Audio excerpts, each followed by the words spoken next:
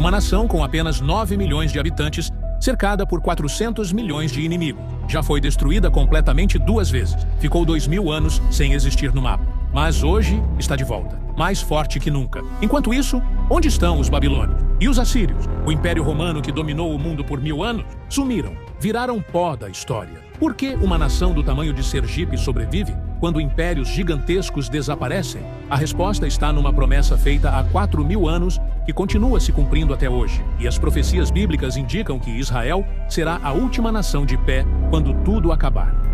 Abraão tinha 75 anos quando ouviu uma voz que mudaria a história para sempre. Sai da tua terra, da tua parentela e da casa de teu pai, para a terra que eu te mostrarei, e far-te-ei uma grande nação. Gênesis 12:1-2. Uma promessa simples, mas com uma diferença crucial. Ela vinha acompanhada de uma garantia eterna. O curioso é que Deus não prometeu isso para os egípcios, que já eram uma superpotência. Nem para os mesopotâmicos, que tinham as cidades mais avançadas do mundo. Ele escolheu um nômade, sem terra, sem exército, sem reino. Mas essa promessa tinha 3 partes que a tornavam única na história. Primeiro, darei esta terra a ti e a tua descendência para sempre. Gênesis 13:15. Não por 1000 anos, como os romanos sonhavam, para sempre. Segundo, as nações da terra serão abençoadas em ti. Gênesis 12:3. Israel não seria apenas mais uma nação conquistando outras. Seria uma fonte de bênção para todas as outras. Terceiro, abençoarei os que te abençoarem e amaldiçoarei os que te amaldiçoarem. Gênesis 12:3. Uma proteção divina específica que nenhuma outra nação recebeu. 400 anos depois, quando Israel estava escravizado no Egito, Moisés recebeu uma confirmação ainda mais forte. Porque tu és povo santo ao Senhor teu Deus. O Senhor teu Deus te escolheu, para que lhe fosses o seu povo especial, de todos os povos que há sobre a terra. Deuteronômio 7:6. O que torna isso extraordinário é que essa promessa não dependia do comportamento de Israel. Outras nações tinham deuses que as protegiam apenas enquanto fossem fiéis. Mas Deus disse sobre Israel: ainda que estes se esqueçam, todavia, eu me não esquecerei de ti.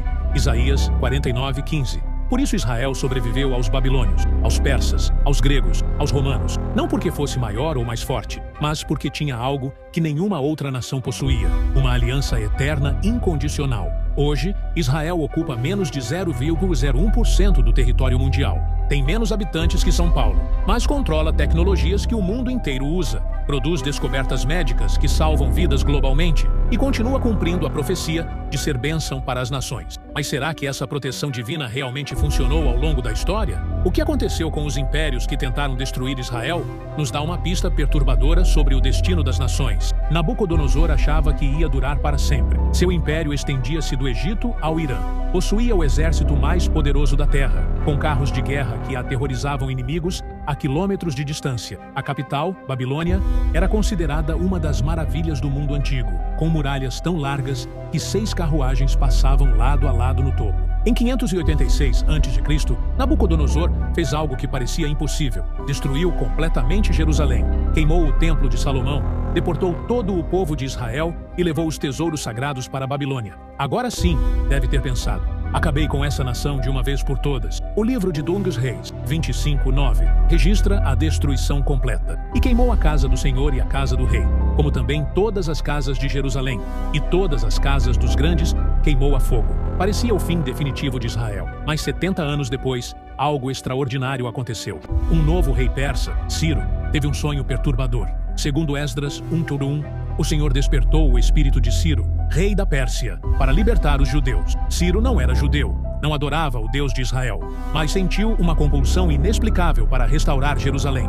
Enquanto isso, onde estava o poderoso Império Babilônico? Desintegrou-se em uma única noite. Daniel 5:30 conta que Belsazar, último rei da Babilônia, foi morto na mesma noite em que viu a escrita na parede: Mene, Mene, Tekel, Ufarsim, pesado e achado em falta. O irônico é que Nabucodonosor havia profetizado sua própria queda sem saber. Em Daniel 2:37 e 38, ele admitiu que seu reino era apenas temporário. Tu, ó rei, és rei de reis, pois o Deus do céu te deu o reino, o poder, a força e a majestade. Se Deus deu, Deus também podia tirar. A arqueologia confirma o desaparecimento abrupto da Babilônia. Escavações mostram que a cidade foi abandonada gradualmente após a conquista persa.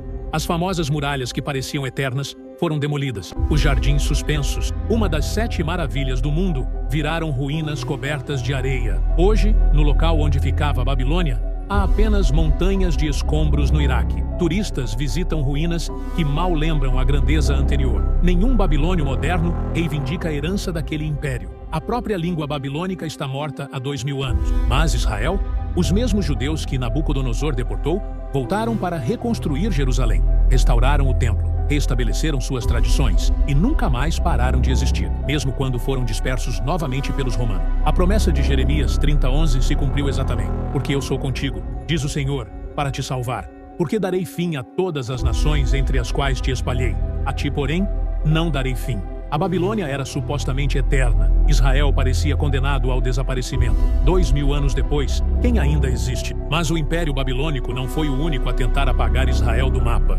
Roma, que se considerava ainda mais invencível, também tentou. Roma a eterna, Roma eterna. Essa frase estava gravada em moedas, monumentos e na mente de cada cidadão romano. O Império Romano não era apenas grande, era colossal. Estendia-se da Escócia ao Sudão, de Portugal ao Iraque. Controlava 65 milhões de quilômetros quadrados, governava 65 milhões de pessoas e mantinha o maior exército profissional que o mundo já tinha visto. Suas estradas conectavam continentes, suas leis ainda influenciam o direito moderno. Para os romanos, a eternidade não era esperança, era certeza matemática. Em 70 d.C., o general Tito decidiu resolver de uma vez por todas o problema judeu. Jerusalém estava em rebelião há 4 anos. O cerco romano foi brutal. Construíram uma muralha de 8 quilômetros ao redor da cidade, cortando completamente o suprimento de alimento. Joséfo relata que a fome ficou tão desesperadora que mães cozinhavam os próprios filhos. Quando as muralhas de Jerusalém finalmente caíram, a destruição foi total. Lucas 19:44 havia profetizado: "E te derribarão, a ti e aos teus filhos que dentro de ti estiverem, e não deixarão em ti pedra sobre pedra." Os romanos queimaram o templo, mataram mais de 1 milhão de judeus e venderam os sobreviventes como escravos. Tito ergueu o Arco do Triunfo em Roma, exibindo os tesouros do templo como troféus. Moedas comemorativas proclamavam Judaea capta, Judéia capturada. Para Roma, Israel tinha sido definitivamente apagado da história. 60 anos depois, quando os judeus tentaram uma última rebelião sob Bar Kokhba, o imperador Adriano foi ainda mais cruel. Renomeou Jerusalém para Aelia Capitolina e toda a região para Síria-Palestina, tentando apagar até mesmo o nome Israel da geografia. Proibiu judeus de entrar em Jerusalém sob pena de morte. Parecia impossível que Israel sobrevivesse a isso. O historiador Tácito escreveu que os judeus eram um povo destinado ao ódio dos deuses. Mas enquanto Roma celebrava sua vitória eterna, algo estranho acontecia. Os judeus simplesmente se recusaram a desaparecer. Dispersos pelos 4 cantos do império, mantiveram sua identidade, língua e tradições. Criaram sinagogas em Alexandria, Babilônia, Espanha. Preservaram suas escrituras com cuidado obsessivo. 300 anos depois da destruição de Jerusalém, aconteceu o impensável. O próprio Império Romano se converteu ao cristianismo, uma religião nascida entre os judeus que Roma tentara destruir. O imperador Constantino, descendente dos mesmos Césares que crucificaram Jesus, agora adorava o Deus de Israel. 500 anos depois, Roma Ocidental caiu definitivamente. Bárbaros saquearam a cidade eterna. O latim virou língua morta. As legiões invencíveis viraram memória em museus. E os judeus continuaram orando no próximo ano em Jerusalém, em sinagogas espalhadas pelo mundo, mantendo viva uma esperança que parecia impossível. Hoje, você pode visitar as ruínas do Coliseu, onde cristãos eram devorados por leões, mas não pode conversar com um romano autêntico. Eles não existem mais. Enquanto isso, em Tel Aviv, jovens judeus falam hebraico nas ruas da mesma terra que Roma jurou que nunca mais seria dele. Mas como isso era possível? As profecias bíblicas já tinham revelado exatamente o que aconteceria com as nações do mundo. 14 de maio de 1948. David Ben-Gurion levantou-se no Museu de Tel Aviv para ler um documento de 979 palavras que desafiava toda lógica histórica. O Estado de Israel está estabelecido. Com essa frase simples, aconteceu algo que jamais tinha ocorrido na história da humanidade. Uma nação morta há 2 milênios voltou à vida. Pense bem. Os hititas desapareceram há 3.200 anos. Onde estão os fenícios e os sumérios? Quando uma civilização antiga morre, ela fica morta. Línguas se perdem, culturas se dissolvem, povos se misturam até não restar traço da identidade original. Mas, com Israel foi diferente. Por 1878 anos, quase 2 milênios completos, não existiu país chamado Israel. Desde 70 d.C., quando Roma destruiu Jerusalém, até 1948, os judeus viveram espalhados por 70 países diferentes. Sofreram cruzadas, inquisições, pogroms, holocausto. Qualquer outro povo teria desaparecido completamente. O profeta Ezequiel tinha visto exatamente isso acontecer numa visão perturbadora. Ezequiel 37:1-2 conta: A mão do Senhor veio sobre mim e me pôs no meio de um vale que estava cheio de ossos. E eis que eram muito secos, ossos secos. Era essa a condição de Israel após séculos de dispersão e perseguição. Ezequiel perguntou a Deus: poderão viver estes ossos? A resposta humana seria óbvia: impossível. Ossos secos não ressuscitam. Mas Deus mandou Ezequiel profetizar: ossos secos, ouvi a palavra do Senhor. E então, aconteceu algo cinematográfico. Houve um ruído, e eis que se fez um rebuliço, e os ossos se achegaram, osso ao seu osso. Ezequiel 37:7. Durante o século XIX, algo inexplicável começou a acontecer. Judeus de países completamente diferentes, Rússia, Marrocos, Iêmen, Polônia, começaram a sentir uma compulsão estranha para voltar à Terra Prometida. Não se conheciam, não tinham coordenação central, mas todos queriam a mesma coisa: retornar a Sião. Theodor Herzl, um jornalista austríaco, sonhou com um Estado judeu sem nem ser religioso. Se vocês quiserem, não será um sonho, disse ele. Mas estava literalmente cumprindo Ezequiel 37:8, e os ossos se achegaram. E cresceu a carne, e foram cobertos de pele. Em 1917, a Declaração Balfour reconheceu oficialmente o direito judeu à Palestina. Em 1947, a ONU aprovou a partilha.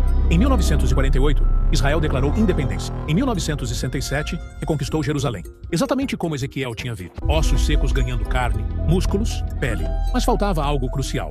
Ezequiel 37:8 termina com uma observação perturbadora. Mas não havia neles espírito. O corpo estava formado, mas ainda não tinha vida completa. Aí vem a parte final da profecia. E me disse: profetiza ao Espírito. Vem dos 4 ventos, ó Espírito, e assopra sobre estes mortos, para que vivam. Ezequiel 37:9. Desde 1948, algo sobrenatural tem acontecido com Israel. Um país com 0,1% da população mundial produz 12% das patentes de tecnologia global. Tem mais empresas na Nasdaq que qualquer país exceto EUA.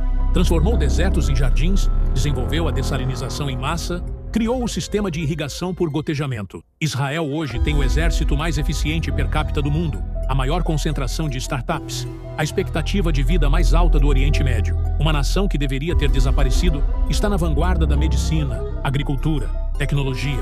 Mas Ezequiel viu que essa ressurreição teria um propósito específico: preparar Israel para os últimos dias da história. E as profecias indicam que todas as nações se voltarão contra Israel numa última batalha. Zacarias 12:3 contém uma profecia que parecia absurda quando foi escrita. Acontecerá naquele dia que farei de Jerusalém uma pedra pesada para todos os povos. Todos os que carregarem ficarão gravemente feridos. Como uma cidade de 900 mil habitantes poderia se tornar um fardo pesado para todas as nações da terra?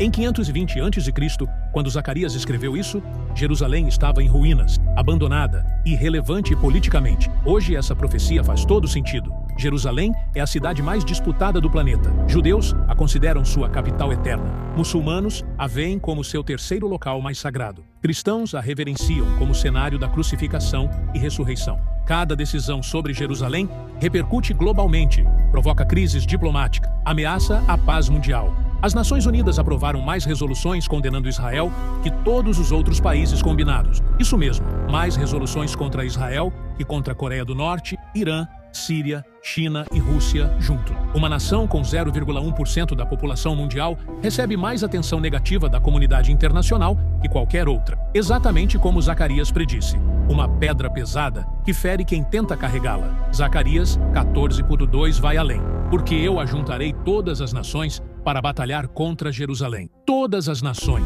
não algumas, não a maioria, todas. Uma coalização global contra Israel. Isso parecia impossível até recentemente. Durante a Guerra Fria, o mundo estava dividido entre blocos antagônicos que jamais se uniriam. Mas observe o que está acontecendo agora. Países que se odeiam entre si concordam numa coisa: oposição a Israel. Irã xiita e Turquia sunita são rivais históricos, mas se unem contra Israel. Rússia ortodoxa e países árabes muçulmanos cooperam em questões anti-israelense. China comunista vota junto com ditaduras islâmicas nas resoluções da ONU contra Israel.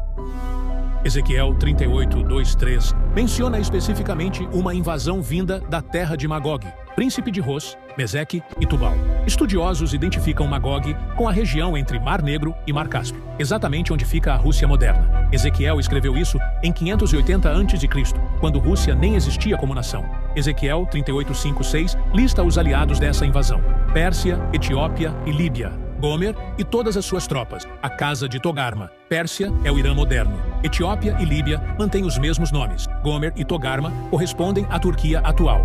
Coincidência? Hoje, Rússia, Irã, Turquia, Líbia e Sudão, antiga Etiópia bíblica, formam exatamente a coalizão anti-Israel que Ezequiel predisse há 2.600 anos. Mas a profecia mais assustadora está em Zacarias 14:12. E esta será a praga com que o Senhor ferirá a todos os povos que guerrearam contra Jerusalém. A sua carne se corromperá, estando eles ainda em pé, e lhes apodrecerão os olhos nas suas órbitas, e a língua lhes apodrecerá na sua boca. Quando Zacarias escreveu isso, a pior arma conhecida era espada ou lança. Como ele pôde descrever com tanta precisão os efeitos de radiação nuclear? Carne que se decompõe instantaneamente, olhos que derretem, destruição que atinge inimigos ainda em pé? Pela primeira vez na história, todas as peças estão no lugar. Israel existe como nação. Jerusalém está sob controle judeu.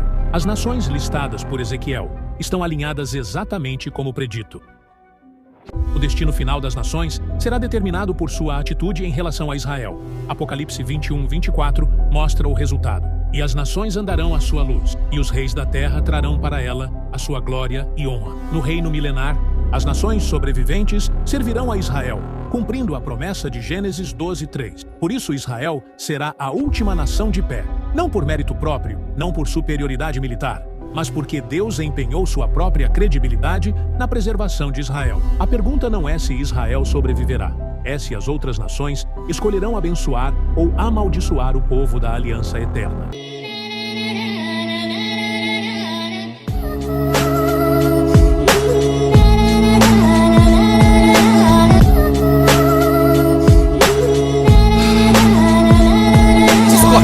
Gosto amargo de uma profissão de fé, coração que aperta e flerta com a vontade de gritar. Ouço vozes no deserto clamando uma viva lista, mas dessa vez eu sei que não é a de João Batista. Não na pista, risca agora 21 nomes na lista, bateram